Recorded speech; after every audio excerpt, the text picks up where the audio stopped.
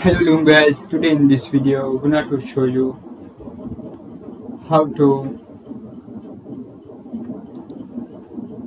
turn off on screen keyboard click sound in industrial PC or laptop.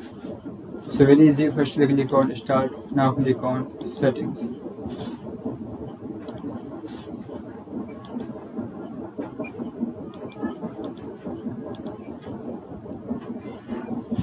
After click on ease of access,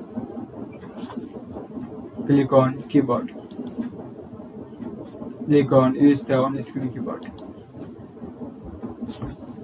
After click on options,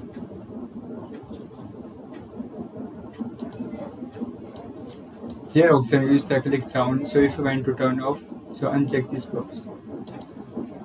After click on OK. So guys, this is very simple and easy method if you want to turn off on screen keyboard